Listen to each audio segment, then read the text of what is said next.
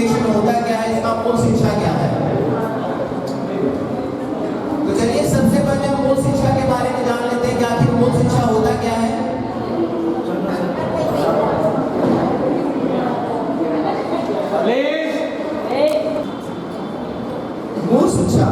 मूल शिक्षा का अर्थ क्या है?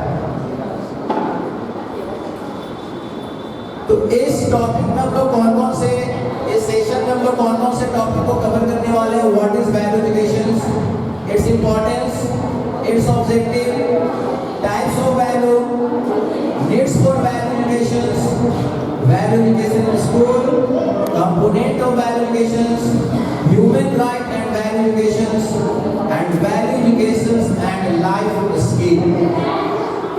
ये 9 टॉपिक जो है हम इसमें कवर करने वाले हैं। Sumant sir please.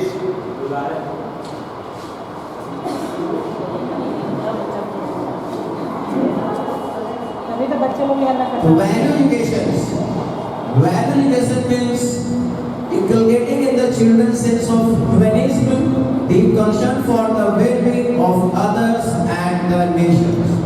इसका मतलब ये है कि बच्चों के मन में हमें ह्यूमनिज्म पैदा करना है, इंसानियत पैदा करना है। बच्चों के मन में इंसानियत पैदा करना है दूसरों के प्रति, और एक बहुत ही बड़ी बात है कि राष्ट्र के प्रति उसके मन में हमें नैतिकता, इंसानियत उसके मन में हमें राष्ट्र के प्रति जागरूक करना है कि हाँ, we have to do about our nations, not only for him or herself. Importance of value of education, उसका इंपॉर्टेंस क्या है? तो इंपॉर्टेंस के बारे में जानने से पहले थोड़ा सा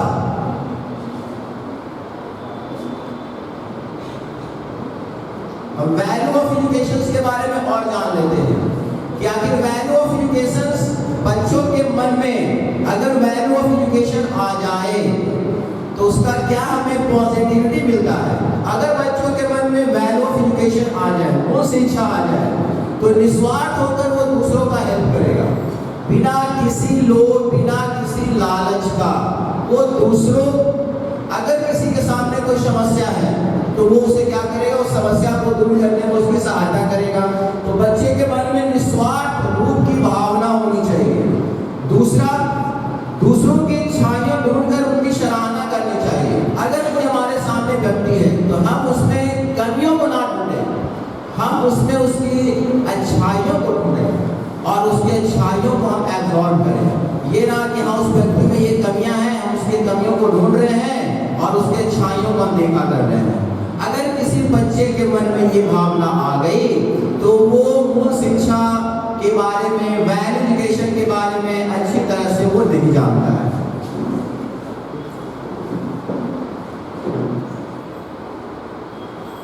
इंपॉर्टेंस ऑफ वैल्यू एजुकेशन, उसकी क्या महत्व है? तो सबसे पहला रिस्पॉन्सिबिलिटी, जैसे कि अपने आपने बताया, निस्वार्थ रूप की भावना होनी चाहिए, ये उसकी रिस्पॉन्सिबिलिटी है। Sincerity, cooperation, respect, scientific development, sensitivity and tolerance, these are the importance of the value education. अगर किसी बच्चे के मन में नैतिक शिक्षा है, नैतिक मूल्य शिक्षा है, अगर नैतिक नहीं, मूल शिक्षा है, अगर किसी बच्चे के मन में मूल शिक्षा है, वो मूल शिक्षा सीखना चाहता है, बच्चे के दिमाग में ये सभी बातों का आकलन होना चाहिए कि हमारी क्या रिस्पॉन्सिबिलिटी है, हम क्या कोऑपरेशन करें, क्या टॉलरेंस करें। ऑब्जेक्टिव ऑफ वैल्यू एजुकेशन, इसकी क्या ऑब्जेक्टिव है? To aid student in making correct choice decision. अगर मन में मूल शिक्षा है तो ऑब्जेक्टिव ये होगा कि हमारे पास अपना कैपेबिलिटी होगा, अपना कैपेसिटी होगा कि हाँ, हम किसी भी डिसीजन को, मेरे लिए कौन सा डिसीजन सही है, मेरे लिए कौन सा डिसीजन गलत है, हम उसके बारे में चॉइस कर सकते हैं। What is right and what is wrong, this decision is right for me या for you. To inspire them to choose their own personal, social, moral and spiritual value. हम उसे इंस्पायर करेंगे, उसे प्रोत्साहित करेंगे कि आप अपने डिसीजन को लेने में स्वयं सक्षम हो। समाज के तौर पे, पर्सनल तौर पे, to create awareness on practical method that lead to personal and social development. उसके मन में अवेयरनेस पैदा करेंगे, जागरूकता पैदा करेंगे हम। Value education, promote analysing, here is the word analyse. Yesterday I learned one things, and the best definition, there are two words, analyze and synthesize।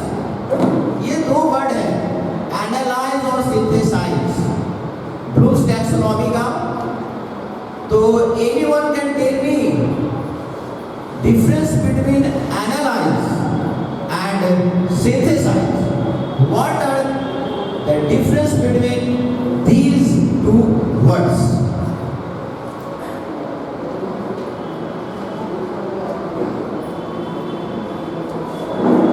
Anyone? Analyze. Just suppose that I have some knowledge. हमारे पास कुछ knowledge है, हम वो आपको दे रहे हैं, आप उसका आकलन कर रहे हैं, तो that is the analysing. And हमारे पास जो नॉलेज है उसमें हम आपके नॉलेज को ऐड कर रहे हैं। I have some knowledge and I am getting some knowledge to you and I am adding this in my knowledge, that is what the synthesis.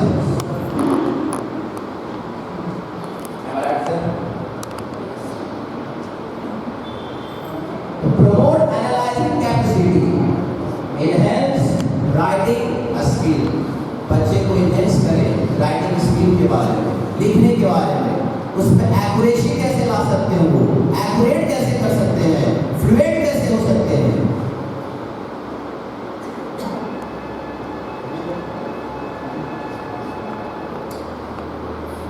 If you want other to learn some value in life, अक्सर हम लोग ऐसा सुनते हैं बच्चों के माध्यम से या घर में अपने माध्यम से, या बच्चे कभी कभी जो मिसबिहेव करते हैं घर पे उनके माध्यम से, कि जो वैल्यू आप हमारे ऊपर लागू कर रहे हैं, क्या आप वो वैल्यू अपने ऊपर लागू करते हैं या बचपन में किए हैं। उसका एक यहाँ पर सेंटेंस है कि if you want other to learn some value in life, अगर हम चाहते हैं कि किसी बच्चे को कुछ वैल्यू सिखाएं उसके लाइफ में, a better way is to teach them. तो ये तो एक सही रास्ता है कि हम बच्चे के लाइफ में बच्चों को उसके कुछ वैल्यू के बारे में, कुछ मूल शिक्षा के बारे में हम उसे सिखा रहे हैं, लेकिन but the best way is to live by those value yourself.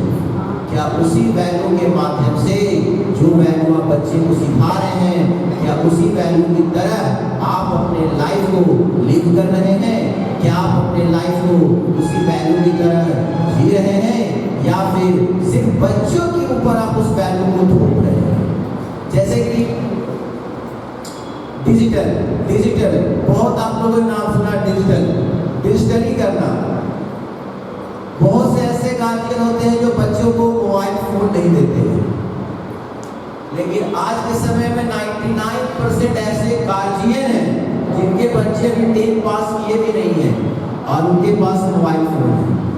हम लोग के समय में क्या था, हमारे समय में क्या था कि हमारे पास 12 पास किया था, हमारे पास एक कीपैड फोन आया था, एंड्रॉइड भी नहीं आया था। अगर हम यही बात अगर बच्चे को बोले कि हाँ ज़्यादा समय अपने मोबाइल पर व्यतीत ना करो, तो क्या जब हम दिन भर मोबाइल पर लगे हुए हैं, just I am doing every time any time, just I am not using the phone, not lifting the phone, तो अगर हम बच्चे को बोल रहे हैं कि फोन ना चलाओ, तो क्या ये सही है? बहुत से लोग घर में जब 1 साल 2 साल 3 साल के बच्चे होते हैं, तो जब बच्चे रोने लगते हैं तो टीवी पे कार्टून लगा दो, मोबाइल में कार्टून दिखा दो। क्यों भाई?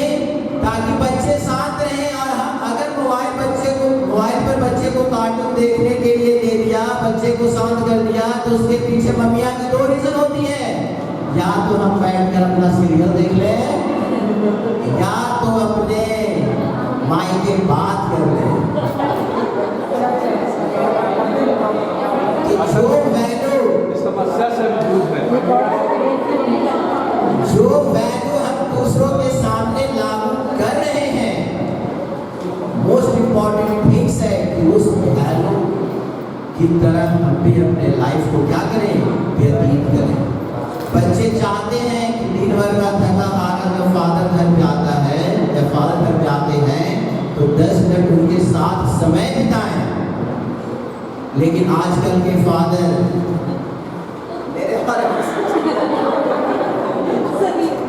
क्या है कि हाँ, जब घर पे पहुंचे बच्चों से बात करने गए हैं, तुम जाओ ना, लो मोबाइल में गेम खेलो। हम लोग के टाइम में क्या था? मोबाइल में गेम नहीं बल्कि क्रिकेट फील्ड, हम लोग फील्ड में जाकर गेम खेलते थे। 10 लोग बातें करते थे, उस पर विचार करते थे, हम लोग समय निकालते थे। ये हम लोग के समय का वैल्यू था।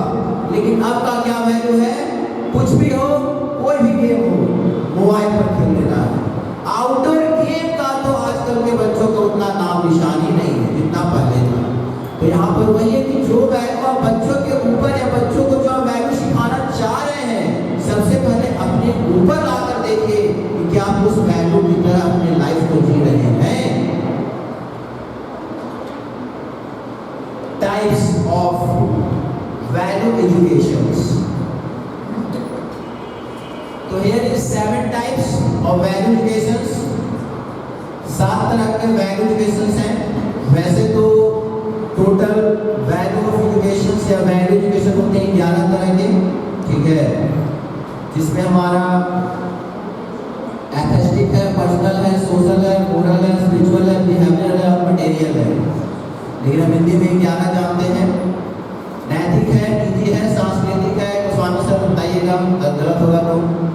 नैतिक मूल, निजी मूल, सांस्कृतिक मूल, सामाजिक मूल, आध्यात्मिक मूल, सौंदर्य संबंधी मूल, व्यवहार मूल, वाद्यमान, आंतरिक मूल और लोकतांत्रिक मूल।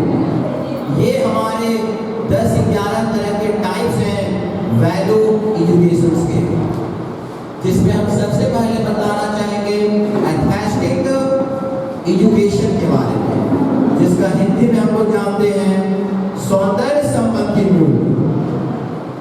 तो सौंदर्य संबंधी मूल आखिर है क्या, उसके बारे में हम लोग जान रहे हैं। नाम से ही पता चलता है सौंदर्य, सौंदर्य मतलब खूबसूरती। तो इसके बारे में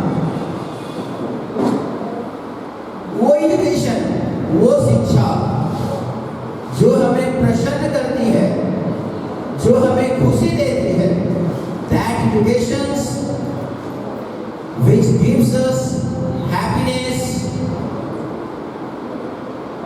that education is called atheistic education। जैसे में आप बोल सकते हैं इसका जस्ट, अगर हम कहीं जाएं, हमें कुछ खाने को मिले, उसका स्वाद कैसा है? स्वाद अच्छा है, बहुत अच्छा है। ये किसका एग्जाम्पल है? एथेस्टिक एजुकेशन का एग्जाम्पल है। आप बहुत सुंदर हैं, ये किसका एग्जाम्पल है? एथेस्टिक एजुकेशन का एग्जाम्पल है। तो एथेस्टिक का मतलब ये होता है सुंदरता, सौंदर्य एजुकेशन। सेकेंड वन है पर्सनल एजुकेशन। तो इसके बारे में जान लेते हैं। पर्सनल का मतलब होता ही है व्यक्तिगत, यानी कि सेल्फ, यानी वो एजुकेशन जो व्यक्ति अपने अधिकार के बारे में जानता है, वो शिक्षा जिसमें व्यक्ति अपने अधिकार के बारे में जानता है, उस एजुकेशन को हम लोग क्या बोलते हैं? Personal education. जैसे हम बोल सकते हैं कि हाँ, हम बहुत बेईमान हैं, ये शिक्षा, ये पर्सनल। तो ये जो बेईमानी है, ईमानदारी है, समझदारी है, ये जो अपने बारे में हम बता रहे हैं, ये हमारा है personal education.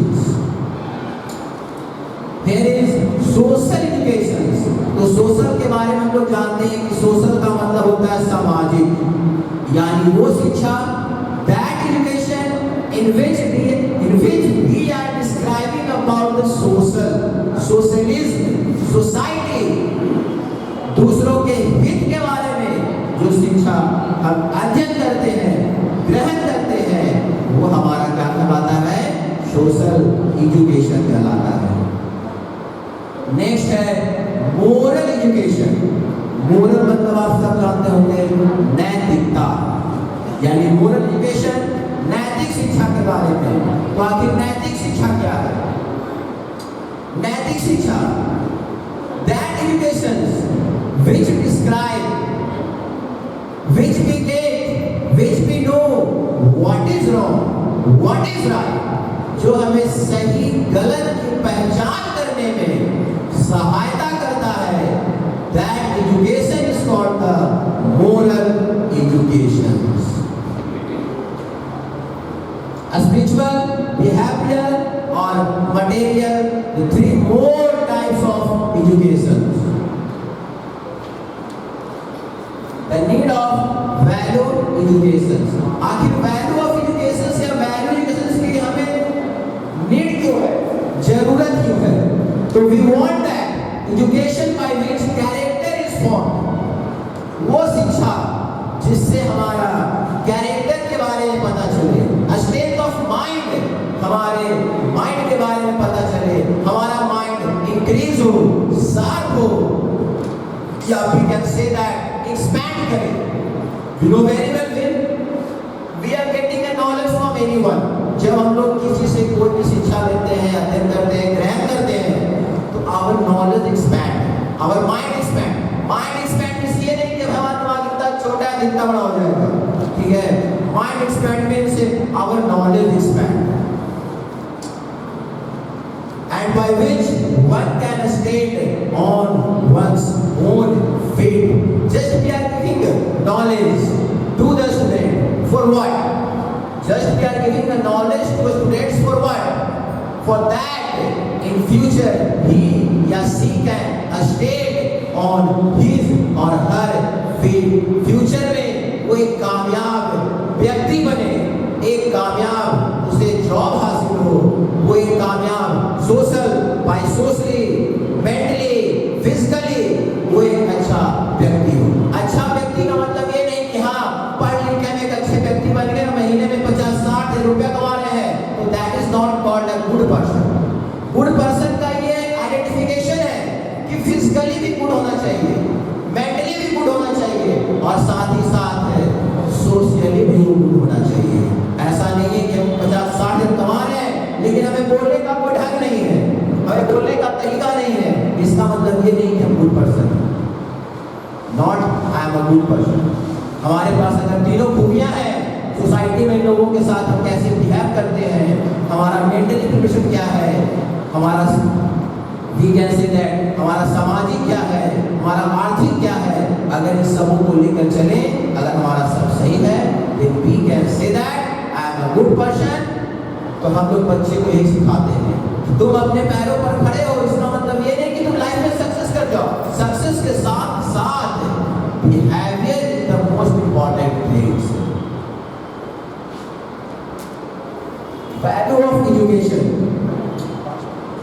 Save children life, foster peace, race crop, promotes women right, reduce poverty,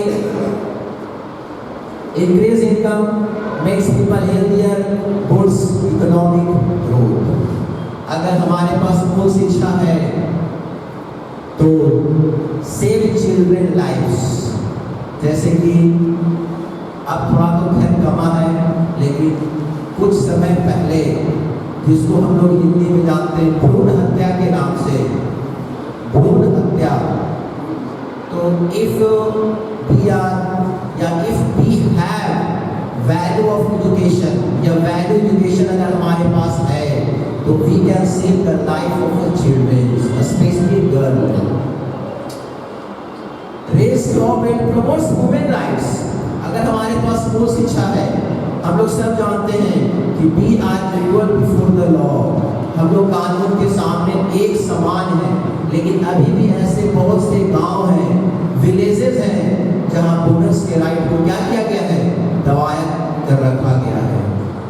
बहुत से ऐसे गांव हैं जहां अभी भी नहीं, तुम तो लड़की है, पढ़कर क्या करोगी, 10 पास करो, 5 पास करो, 12 पास करो, इंजीनियर बन जाओ, तुम्हें तो जाकर अगले के घर चूल्हा चौका ही संभालना है। जिस कारण से लोग उसे पढ़ने नहीं देते हैं, उसके पढ़ाई पर रोक लगा देते हैं। तो we have to raise the voice against the women's right, reduce poverty। अगर हमारे पास वैल्यू एजुकेशन है तो we can reduce the poverty, हम गरीबी को भी धीरे धीरे खत्म कर सकते हैं। If we are educated, then we can reduce the poverty, and if we are uneducated, then we can raise the poverty। Increase income, make people healthier। If we all are value educations, अगर हमारे पास value education है, मूल शिक्षा है, तो हम लोग अपने इनकम को तरह तरह के इनकम को इन्वेस्ट, हमारा इनकम कौन किस रास्ते से आए, हम लोग डिफरेंट रास्ता इनकम के लिए क्या कर सकते हैं, जनरेट कर सकते हैं, क्रिएट कर सकते हैं। बहुत से ऐसे व्यक्ति हैं जिनका इनकम का स्रोत एक नहीं है, बल्कि उनकी इनकम का स्रोत एक से ज़्यादा है। तो एक से ज़्यादा कैसे आया, उनके पास वैल्यू एजुकेशन है।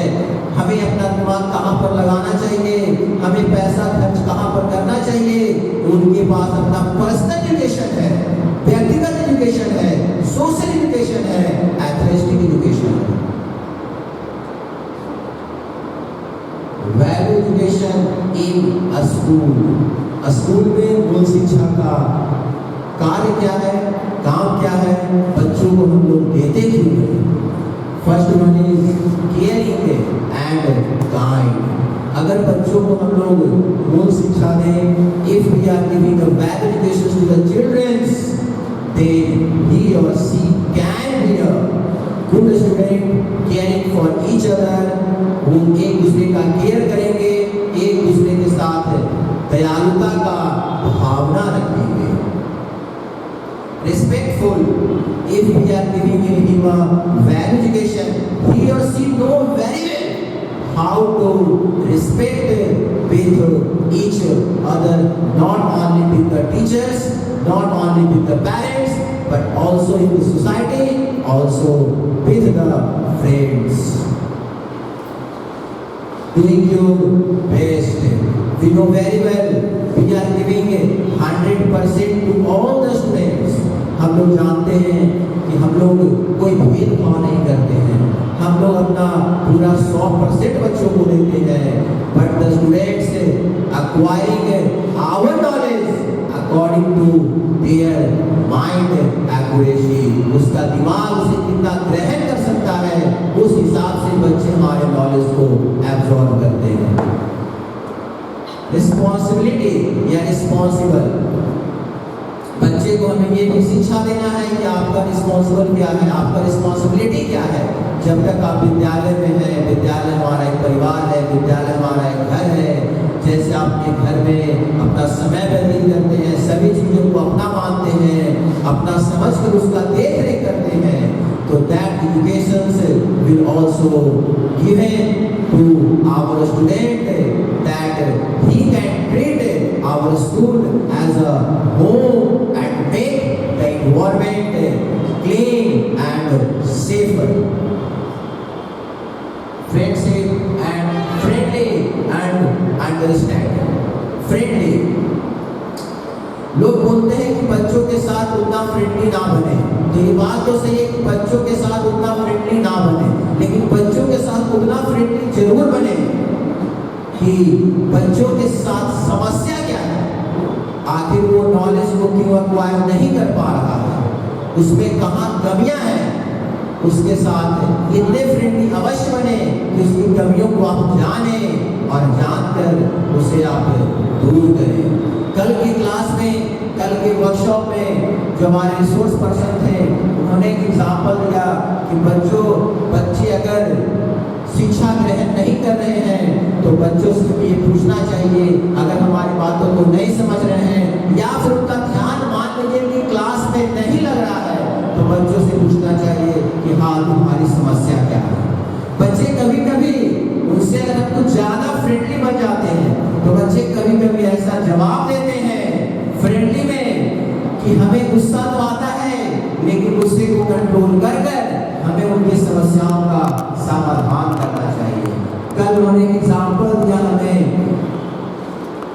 कि अगर बच्चे या शायद उनके साथ कभी हुआ हो कि बच्चे उनके क्लास में अटेंटिव नहीं थे, उन्होंने बच्चों से बात की, बच्चे प्रॉब्लम क्या है, तो बच्चों ने डायरेक्ट बोल दिया मैम हमारा ब्रेकअप हो गया।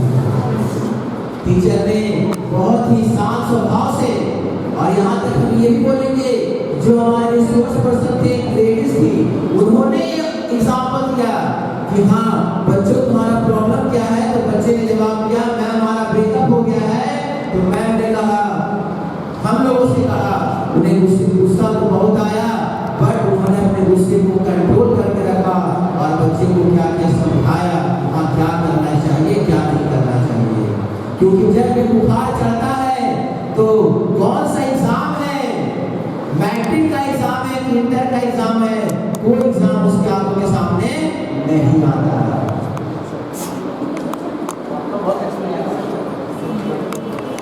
अनुभव गहरा है।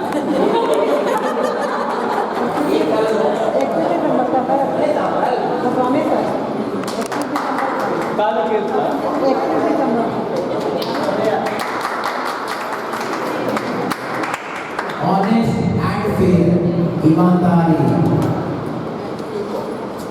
यानी कि अगर आप बच्चों को वैल्यू एजुकेशन देते हैं तो पिछले सेशन में बताया गया था कि ऑलवेज टेल द ट्रूथ है। अगर तो पिछले सेशन में था communicating with teacher and parents, तो अगर टीचर ट्रूथ बोलेंगे तो बच्चों में भी सच बोलने की भावना उत्पन्न होगी। अब बच्चे को भी सिखा सकते हैं कि बच्चे जब भी बोले तो हमेशा सच बोले। हेल्पफुल यानी कि always be ready to help that person that student who need your help, हमेशा मदद करने के लिए हमेशा तत्पर रहें, वैसे पेरेंट्स के साथ, वैसे टीचर के साथ, वैसे दोस्तों के साथ जिन्हें आपके हेल्प की आवश्यकता है। दूसरों में कमियां ना निकालें, उनकी अच्छाइयों को ग्रहण करें। अगर उन्हें किसी प्रकार की कोई समस्या है तो उनकी समस्या को दूर करें।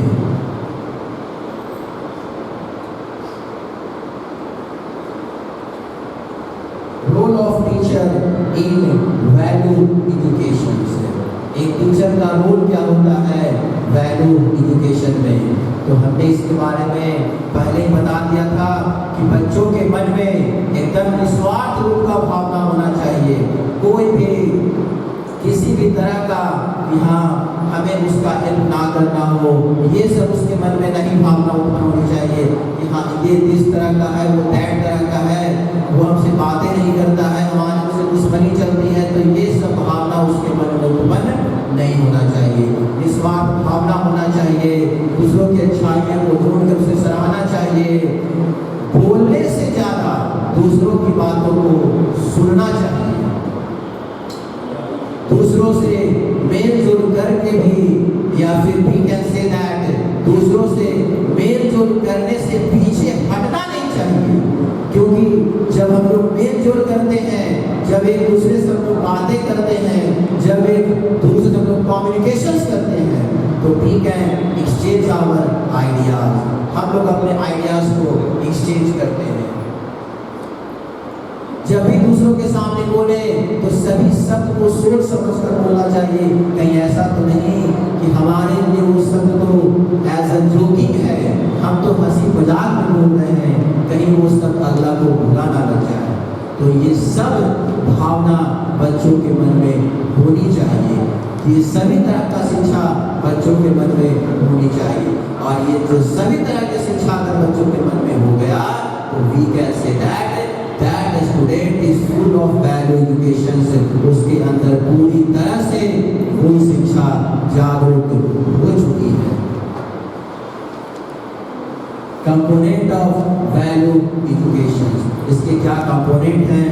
तो here are few component value education: moral education, environmental education, population education, human right and duties, health education, Indian culture, physical education, yoga education, history of Indian freedom movement. ये सभी तरह का एजुकेशन बच्चों के मन में होना चाहिए।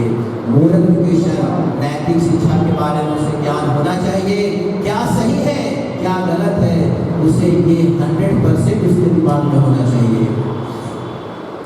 इन्वायरमेंटल एजुकेशन यानी कि वातावरण के बारे में शिक्षा। हम लोग देखते हैं कि आजकल दिन प्रतिदिन जनसंख्या बढ़ रहा है, तो if the population is rising, तो we know very well deforestation is also rising. जनसंख्या बढ़ रहा है तो डिफॉरेस्टेशन भी हो रहा है। तो डिफॉरेस्टेशन को रोकने के लिए क्या किया जाए? हमें पेड़ पौधे लगाने चाहिए, उससे ये नॉलेज होना चाहिए इन्वायरमेंट के बारे में। हम अपने वातावरण को कैसे शुद्ध रखें, उसे कैसे बचा कर रखें।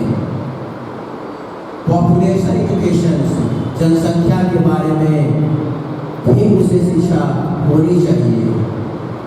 Human right, health, these all are the few components of the value education. Component of good character, क्या कंपोनेंट है गुड कैरेक्टर के? तो here are 3 components: moral knowing, moral feeling and moral actions. Here are 6 elements in moral knowing. First one, moral awareness, knowing moral values, perspective taking, moral reasoning, decision making and self knowledge. These are the 6 elements of moral knowing. Moral feeling concerns self-esteem, empathy, loving the goods, self-control, humility, and the last one, moral action, competence, will or habit. So these are the 3 components of a good character. Meaning of human right education.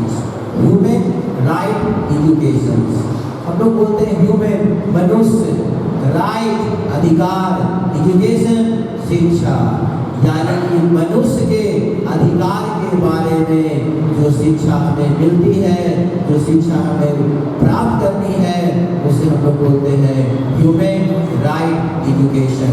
आखिर हमारा क्या right है, हमारा क्या अधिकार है, इसके बारे में हमारे पास शिक्षा होनी चाहिए। तो human right education refer to education, training, information for a purpose of building universal culture of human rights. यानी वही बात है कि शिक्षा हमारे पास होनी चाहिए, इंफॉर्मेशन होनी चाहिए कि आखिर हमारा राइट्स क्या है, हमारा अधिकार क्या है। A comprehensive education in human rights consists 2 components: knowledge and information on human rights and the mechanism that protect this inalienable right. हमारे पास जो नॉलेज है, हमारा राइट क्या है और अपने इस राइट को हम कैसे प्रोटेक्ट कर सकते हैं, कैसे बचा सकते हैं। We have to know these 2 components very well. It is also important that human rights education also impart the skills need to promote, defend and apply human rights in daily life. वही बात है कि promote कैसे करें, इसको defend कैसे करें, इसे बचाएं कैसे अपने डे टू डे लाइफ में। Definition of human rights. According to Human Decade Document of Human Rights Education 1995 to 2004, human rights education means lifelong process by which people at all levels of development and in all strata of society learn respect for the dignity of others and the means and method of ensuring that respect in all societies. यानी हमें उस मुकाम तक अपने knowledge को develop करना है जिस मुकाम तक सोसाइटी या फिर we can say that ensuring the respect in all the society, हमें सभी तरह के सोसाइटी में क्या मिले, रिस्पेक्ट मिले, हमें आदर सत्कार मिले, हमें सम्मान मिले। What are its objectives? इसके ऑब्जेक्टिव क्या है? तो human right educations promote respect for human right of all individual. We know very well, ऐसा नहीं कि जो हमारा ह्यूमन राइट है वो आपका ह्यूमन राइट नहीं है। हम लोगों को पता है सभी का ह्यूमन राइट सेम है। It develop the knowledge, skill and value of human right. If we are knowing about the value educations, then it will develop your knowledge and skill, it will develop your value of the human right. It develop the socio-psychological human personality and also help peoples and policy maker to evolve the way and means to overcome the problems of each nations and that of the international community. It helps to foster understanding, tolerance, gender equality, develop friendship among all the nations and eliminate racial, ethnic, religious and linguistic difference. जिससे हम difference के बारे में जान सकते हैं। Principle of human education, इसके क्या प्रिंसिपल्स हैं? Ideally human right should be taught at all levels. We know very well, primary हो, सेकेंडरी हो, सीनियर सेकेंडरी हो या टर्नरी हो, कोई भी सेक्टर हो, ह्यूमन राइट सभी लेवल पर इम्पोर्टेंट है। तो there is given that one, human right should be taught. Human right जो है हमें पढ़ाना चाहिए बच्चों को सभी लेवल पर, at the preschool stage to the university, यानी प्री स्कूल से इट मींस प्ले ग्रुप से लेकर यूनिवर्सिटी तक। यानी हम लोग बोलते हैं ना कि शिक्षा हमें कब तक अध्ययन करनी चाहिए, तो बचपन से लेकर 55 तक। तो जो बचपन से लेकर 55 तक हम लोग जो शिक्षा अध्ययन करते हैं वो सभी स्टेज में हमें अपने ह्यूमन राइट के बारे में जानना चाहिए, लोगों को बतलाना चाहिए। With method appropriate to the age level, and there are different methods for giving the knowledge of human right at a different level. अगर प्री स्कूल में बच्चा है उसका क्या ह्यूमन राइट है, उसका क्या अधिकार है, वो नॉलेज देने का कुछ अलग स्टेप है। थोड़ा सा बच्चा जब बड़ा हुआ उसमें बोल सकते हैं कि ह्यूमन राइट बताने का अलग स्टेज है, अलग तरीका है, अलग मेथड है। जब यंग हुआ उस पे ह्यूमन राइट बताने का उसका अलग मेथड है। And the last one, when he is या she is in old stage, then to give information about the human right, that method is different. All teachers of related subject area should be able to teach human right, given some special training on the preferred methodology. Here is given कि different teachers from different subjects. It means all the teachers from the different subjects able to teach human right.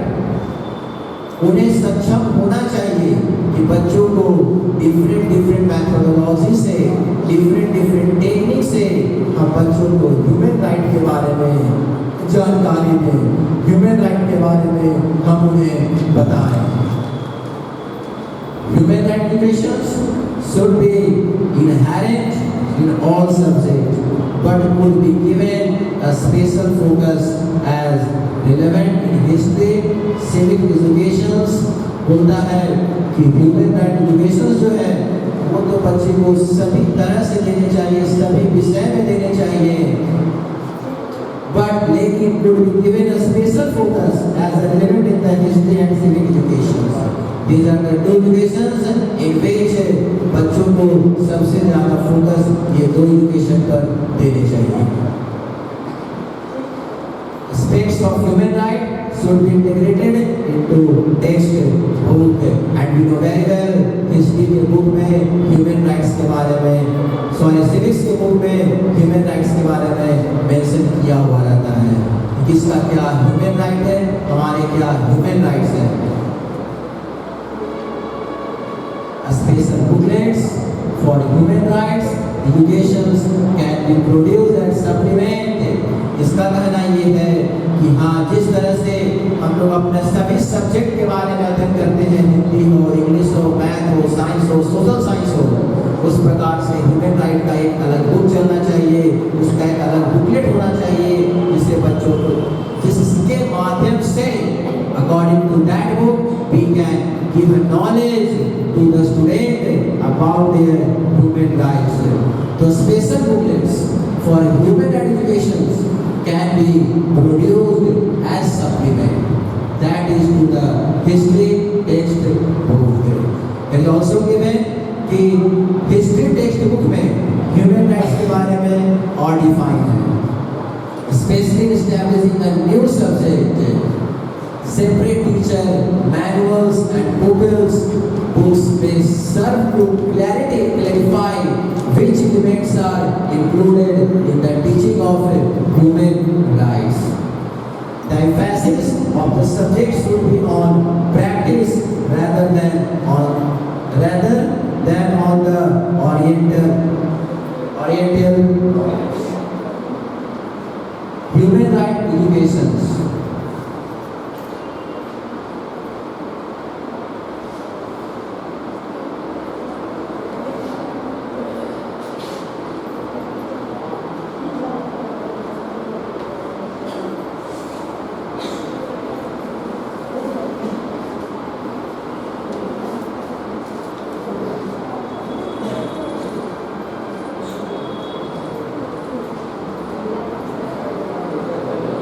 हो गया।